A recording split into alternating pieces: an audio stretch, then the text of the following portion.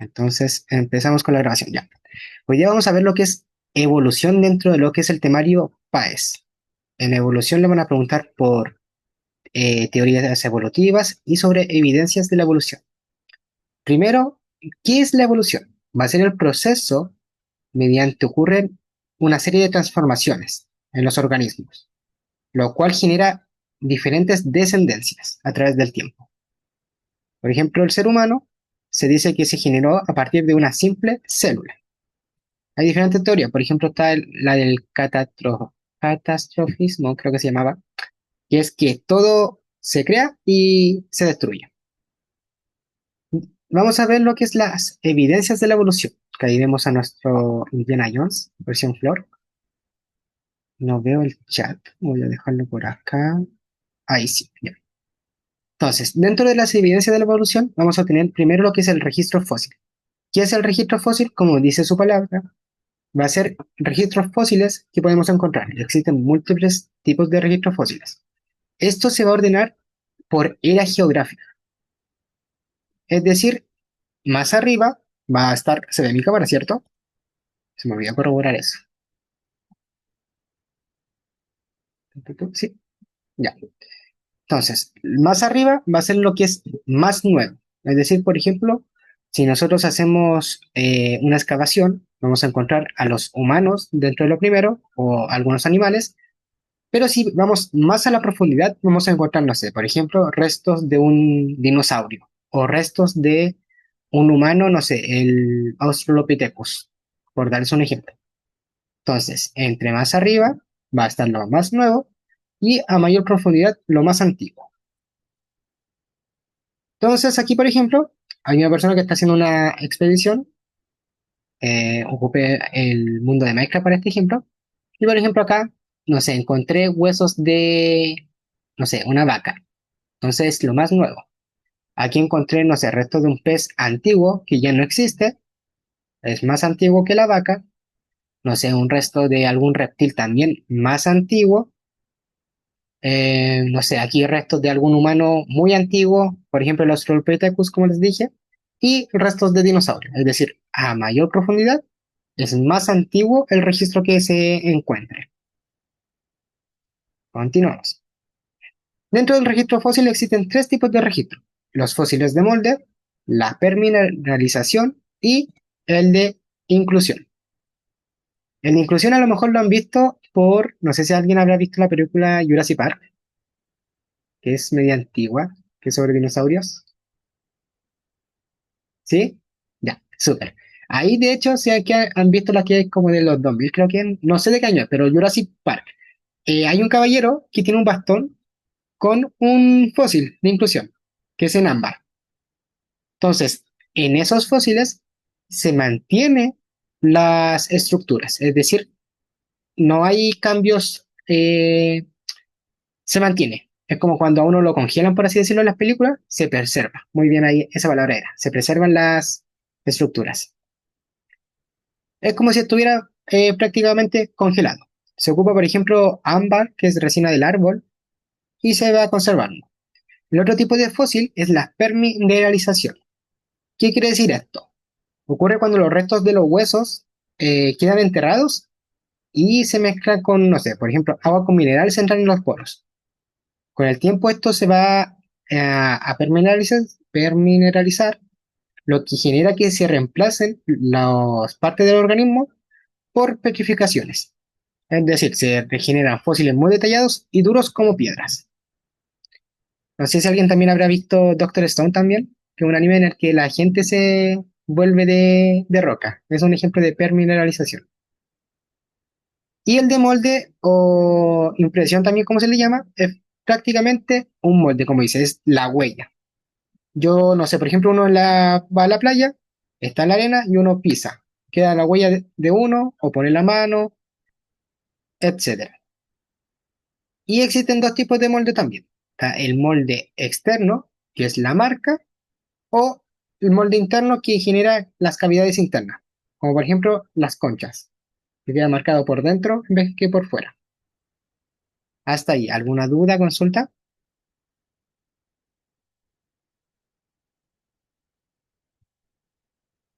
¿Todo claro? Súper. Es súper cortita esta clase, la verdad, no es tan larguita. La otra forma de tipos de evidencias de la evolución es la anatomía comparada. Como dice su palabra, comparamos diferentes anatomías. Existe la anatomía comparada homóloga, análoga y vestigiales. Homo viene de igual. Como para que vayan asociando en ciencia se ocupa mucho esa terminología. Homo, análogo, etcétera. Entonces, homólogo tiene la misma estructura, pero van a cumplir diferentes funciones. Por ejemplo, la clase anterior de química que grabada, sí, está en mi canal de YouTube. Voy a subirlo después igual en mi Instagram de nuevo.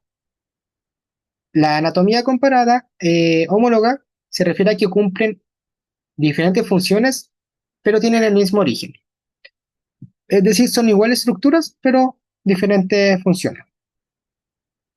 Por ejemplo, tenemos acá, bueno, voy a ver si se logra ver bien, ya. Por ejemplo, acá tenemos el brazo de un humano y las patas de un gato. Si nos damos cuenta, tenemos las mismas estructuras como lo es el cúbito o el radio, aquí, entre el humano y el gato. Pero también tenemos, por ejemplo, las falanges que se parecen con las de las ballenas o las de los gatos. Y es un tipo de evolución divergente. ¿Qué quiere decir que esa evolución divergente? Que partieron en el mismo camino, pero fueron tomando caminos diferentes. Es como cuando uno termina cuarto medio, como que uno se separa de los amigos, así mismo. Partí en el mismo lugar, pero terminé en lugares diferentes. A eso se refiere a la evolución divergente. Y también se refiere, eh, para completarlo más, ¿por qué es evolución divergente? Porque fueron sometidas a diferentes presiones ambientales. Por ejemplo, si yo necesito, no sé, continuando con el ejemplo de cuando uno sale cuarto medio. Yo salgo de cuarto medio, salí igual que mi compañero, con los mismos conocimientos, pero no sé, yo estudié ingeniería. Entonces yo voy a tener un mejor desempeño en matemáticas, pero en cambio mi compañero estudió, no sé, medicina, él va a tener mayor conocimiento en la anatomía humana. Todos nos desarrollamos de diferentes maneras, debido a la separación de nuestros caminos. A eso se refiere divergente. Análogo va a ser que tiene diferentes orígenes, pero van a cumplir la misma función. Y es una evolución convergente, es decir, fueron sometidas a las mismas presiones. Un ejemplo, las alas de las aves con las mariposas. Las aves tienen huesos para poder volar, pero las mariposas no tienen. Entonces, pero si nos damos cuenta, las alas de ambos sirven para volar. Eso sería convergente. Y los órganos vestigiales, que son los más fáciles de todos, son estructuras que perdieron su función. Por ejemplo, el apéndice, eh, la muela del juicio. mm, Había un órgano igual que se estaba descubriendo, no recuerdo qué nombre, pero había un órgano también que se estaba descubriendo que era vestigial. Pero eso hasta el momento sobre la anatomía comparada. ¿Alguna duda?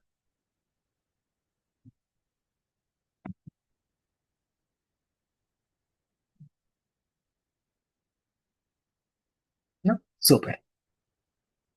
Continuamos con lo que es la embriología. La embriología, como dice la palabra también, se basa en el estudio de los embriones de diferentes especies. Es decir, nosotros vamos a ver que hay un punto cuando se empiezan a formar los embriones en el que se parecen.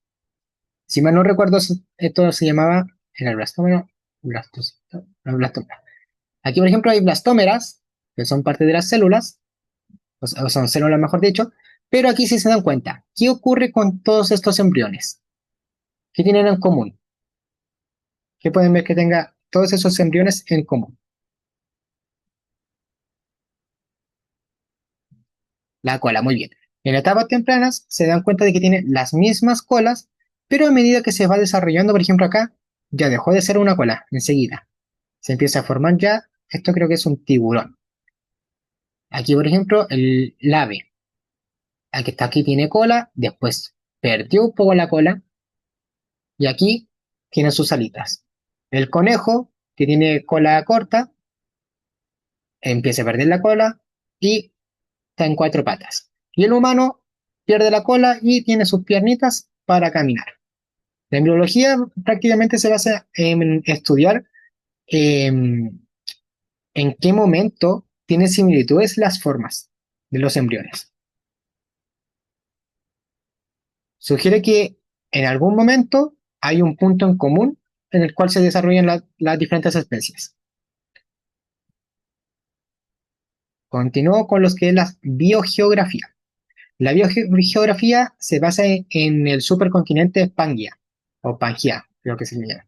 En la 1 estudié embrión, ¿no? Sí, de hecho, en anatomía a mí lo primero que me tocó fue embriología. Hay carreras que tienen embriología como ramo aparte, sí. A mí me tocó en anato. Fue bacán. Sí, de hecho, sufrí con anato. Como dato tengo que darlo de nuevo, por desgracia. Eh, la biogeografía se basa en el... Gracias. La biogeografía se basa en el supercontinente Pangaea, que se separó en Laurasia y Gondwana. Entonces, antes todo estaba junto, entonces vivíamos todos en comunidad en un supercírculo, por así decirlo, pero este supercírculo se separó en puzzles y generó los continentes. Tenemos América del Sur, América del Centro, Norteamérica, tenemos Europa, Asia, Australia, todos los países, digo todos los países, todos los continentes. Entonces, ¿qué es lo que pasó acá? Hubieron grupos que quedaron aislados de ciertos lugares en los que vivían y tienen diferentes zonas climáticas. Y mediante esto se tuvo que inducir la evolución. ¿Se entiende?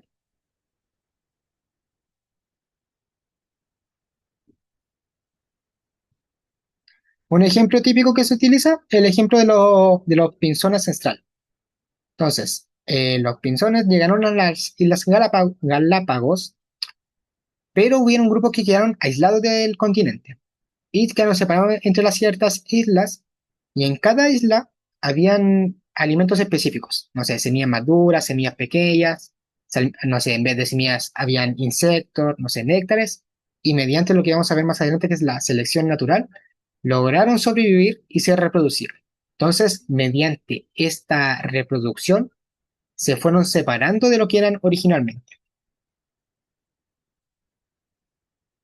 Luego tenemos la biología molecular, que es una gran, a mí me gusta esta área del estudio de la de la evolución, mejor dicho, que es la biología molecular. Se basa en estudiar el ADN. Establece un parentesco o similitud genética entre las especies porque todos compartimos el mismo código genético.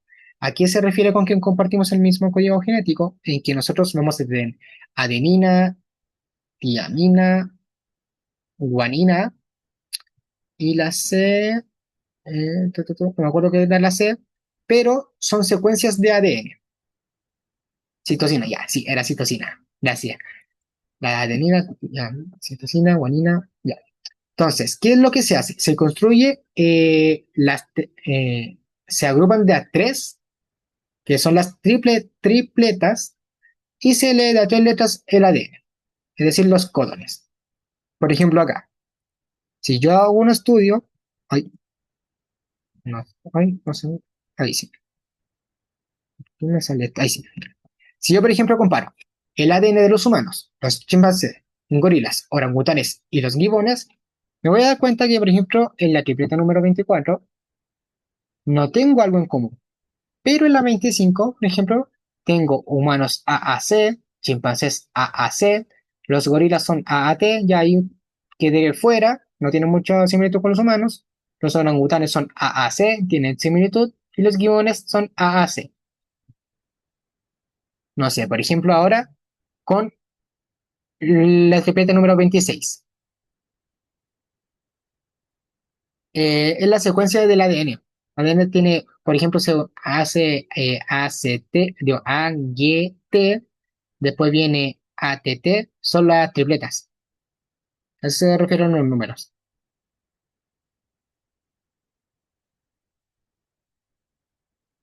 Es como que yo ordené en diferentes grupos, grupo uno, grupo 2, grupo 3, a eso se refiere.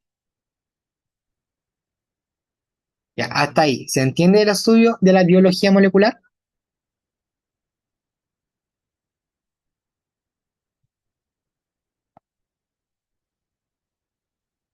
Y con esto se puede construir lo que es el árbol filogenético. ¿Qué es un árbol filogenético? Prácticamente es hacer un arbolito un diagramita, en el cual yo tengo mi punto de inicio, donde, por ejemplo, no sé, acá tengo eh, a ver, no sé, reptiles, por darles un ejemplo. Después aquí, ¿qué significa esta separación? Que hubo un cambio, una diferenciación, evolucionaron y se separaron. No sé, acá se crearon los reptiles, no sé, dinosaurios.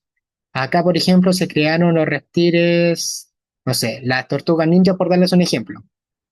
Y después aquí hubo de nuevo una separación. Pero estos puntos me indican que hay un origen en común, tienen un ancestro en común. En este caso, A, B y C tienen de ancestro en común el que esté aquí, en este puntito, o lo que está acá. Por lo general se utiliza el de acá.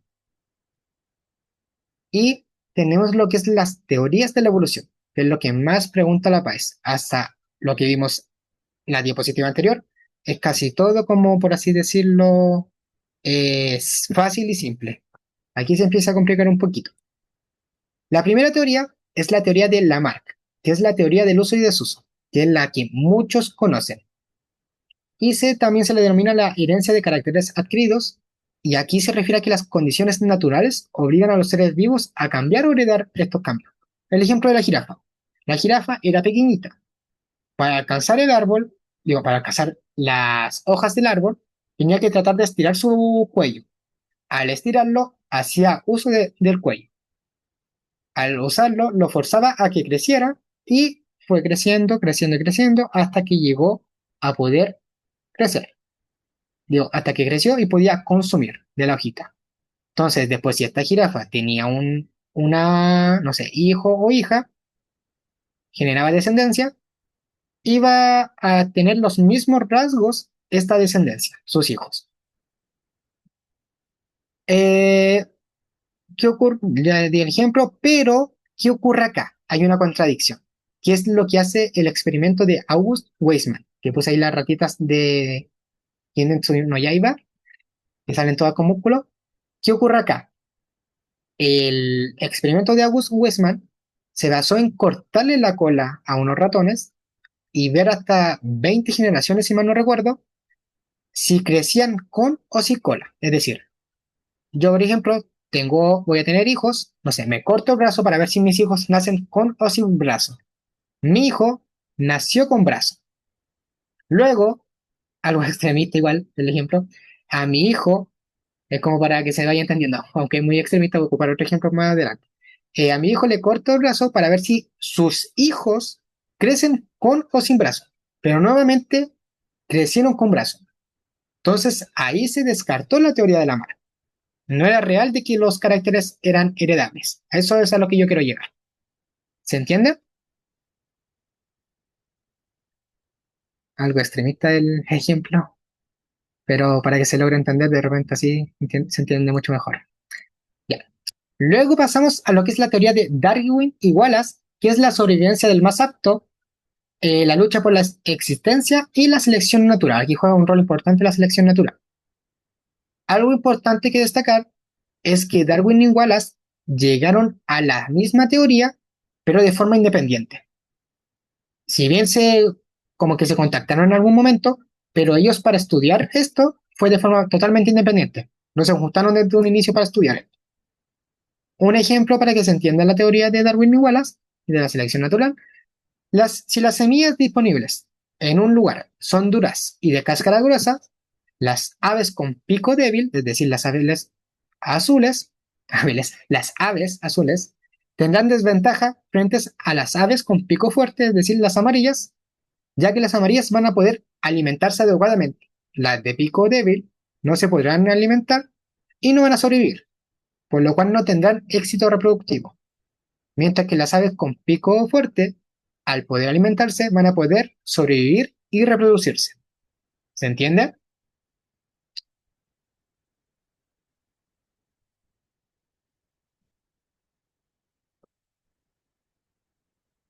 Sí, súper. Entonces, ¿en qué se basaba la teoría de Darwin y Wallace? En la selección natural. No es que sobreviva el más fuerte ni el más apto. Digo, si sobrevive el más apto. pero no es el más fuerte. La selección natural se refiere a que el que tenga los mejores rasgos va a tener éxito reproductivo.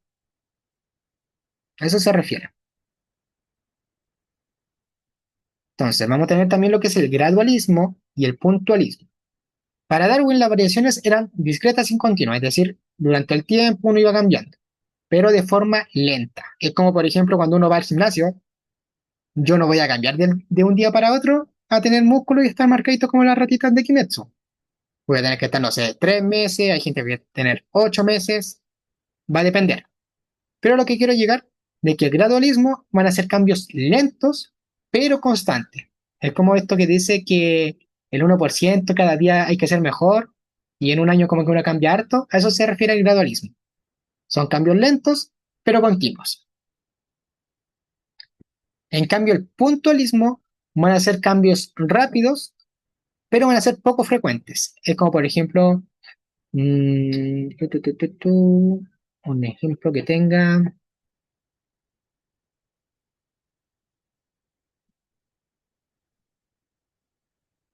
No se me ocurre ningún ejemplo, la verdad, pero van a ser cambios rápidos y que van a ocurrir rara vez o son poco frecuentes. Por ejemplo, aquí voy en el tiempo avanzando y aquí ocurrió un cambio. No sé, generé, no sé, un tercer ojo. En cambio acá, con el gradualismo, voy pasando por el tiempo y voy generando diferentes cambios lentos. Y la selección natural, que era lo que yo les hablaba anteriormente, se basa principalmente en que solo la selección natural va a ser capaz de adaptar la población a su ambiente. Es decir, que no hay ningún otro factor que logre adaptar a la población al ambiente. Suele conocerse como la supervivencia del más apto o la del más fuerte, pero al final es la del más apto, porque como les dije, es el que se logra reproducir. Y no como les digo, no se refiere a supervivencia, sino a reproducción. Todo organismo debe sobrevivir, pero ninguno vive siempre y la única manera de que yo, por ejemplo, no sé, que logre generar descendencia es que yo me reproduzca. Así alguien va a tener parte de mis genes. ¿Dudas, consultas?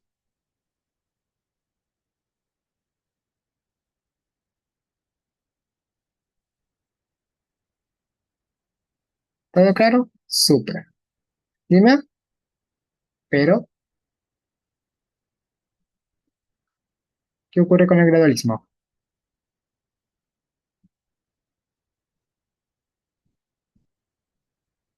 El puntualismo se refiere a que van a ser cambios rápidos. No, no, es que no entra directamente en el temario. De hecho, el temario es muy ambiguo, la verdad. Creo que de hecho se los dije en química, que por ejemplo, en el temario ya no entra tabla periódica, pero es necesario entender tabla periódica. Sí, es bueno saberlo. Y por ejemplo, de esto más que nada les puede decir cómo aparecer un gráfico que se hizo un estudio sobre tal cosa y método científico. Aplicar.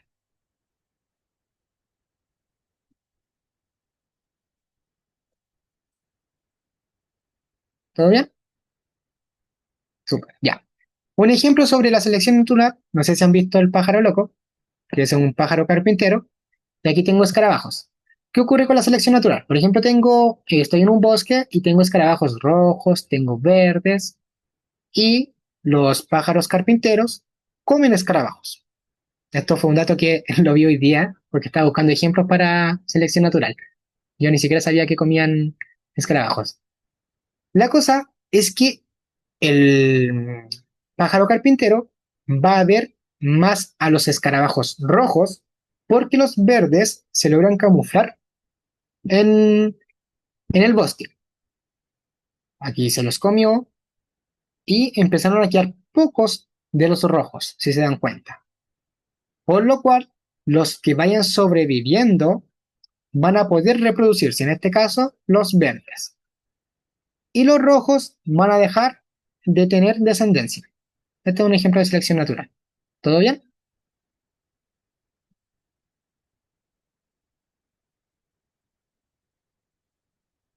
Sí, súper. Uy, hemos avanzado rapidito. Sí, es cortito. Es bien cortito esto. Ya. Y tenemos los tipos de selecciones naturales. Existen tres tipos: estabilizadora, direccional y disruptiva. La estabilizadora se refiere a que el fenotipo promedio, o la característica, mejor dicho, promedio va a ser la que perdure. No sé, tengo el mismo ejemplo de las jirafas. Tengo jirafas bajas, tengo jirafas altas y jirafas medias. En este caso, no sé, por ejemplo, las jirafas altas son, no sé, son devoradas por dinosaurios. Las jirafas bajas no alcanzan los alimentos, pero las jirafas medias están ¿cómo se llama? En un tamaño acorde en el cual no son vistas ni por los dinosaurios al no ser tan grandes y también alcanzan a comer los árboles, alimentarse. Consulta, entonces, los propietarios por error. No, es un ayudante que le pido que trabaja con nosotros, que hace los PowerPoint. Ya, a estabilizado entonces se refiere a que el fenotipo promedio va a ser el que perdure. Es el único que va a sobrevivir. La direccional se refiere a que va a ser favorecido ya sean los que son altos o los que son bajos. Y disruptiva se refiere a que ambos extremos, es decir, los bajos y los altos, van a sobrevivir. El fenotipo intermedio, pip, para arriba, murió. Para el lobby, como se le dice. No sobrevive, por lo cual solamente tendré descendencia de los bajos y de los altos. ¿Duda, consultas?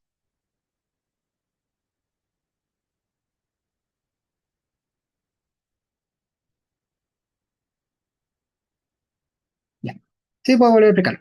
La estabilizadora se refiere a que el fenotipo o el conjunto de características eh, promedio va a ser la que perdure. Si yo tengo, a ver, personas altas, bajas y medias, de esos tres tipos de tamaño, las personas medias en las estabilizadoras van a ser las que se logran reproducir, es decir, las que van a generar descendencia. El direccional, por el otro lado, se refiere a que solamente un extremo es favorecido. Tengo personas bajas, medias y altas. No sé, por ejemplo, un tipo de direccional sería solamente las personas altas van a generar descendencia. Otro tipo de ejemplo sería que las personas, solamente las bajas, generan descendencia. Pero los otros dos tipos de tamaño no generan descendencia. Voy a ver si puedo hacer un dibujito. Y veamos. No sé, tengo personas bajas. Voy a tratar de dibujar. Medias. No sé, me voy a ir dibujando yo. Y no sé, altas. Entonces, la estabilizadora se va a referir de que un, el grupo medio sobrevive. La direccional se refiere a que puede sobrevivir o este y los otros dos ya no están, las características, o sobrevive este y los otros dos grupos no estarán. ¿Se entiende ahí mejor lo que es la direccional? Va hacia una sola dirección, asociarlo con eso. Dirección, direccional, una sola dirección. Estabilizadora, trato de buscar un punto medio. Eso es estabilizar. ¿De qué depende? Aquí generan descendencia. Depende de múltiples factores. Por ejemplo, de que la característica, que es lo que vamos a ver después, que la selección sexual se quieran aparear para generar descendencia con esa característica. Depende de si sobreviven, por ejemplo, como el ejemplo que di de los escarabajos. Esos son algunos factores que afectan para que generen descendencia. ¿Se entiende?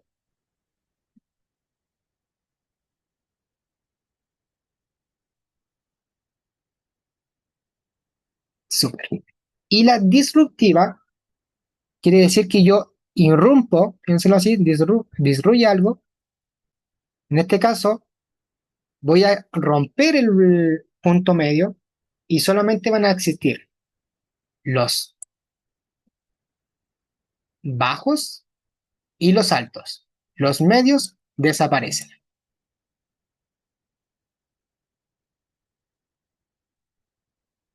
¿Se va entendiendo?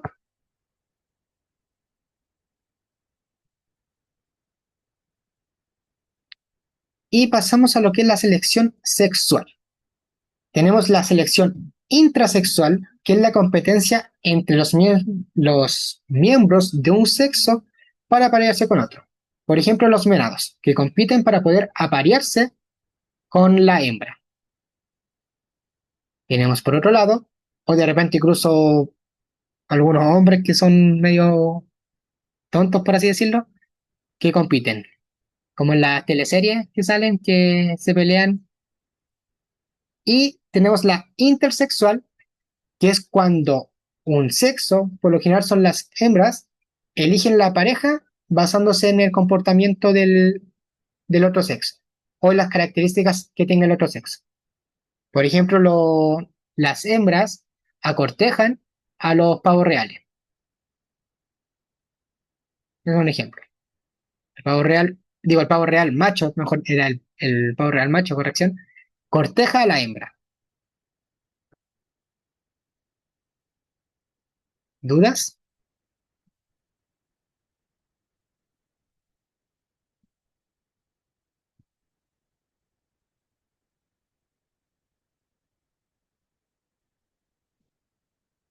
¿Todo claro? Súper. Entonces, continuamos. Tú. Y eso sería todo lo que es de evolución dentro de lo que es el temario PAES. Voy a dejar de grabar. Como les dije, era súper cortito.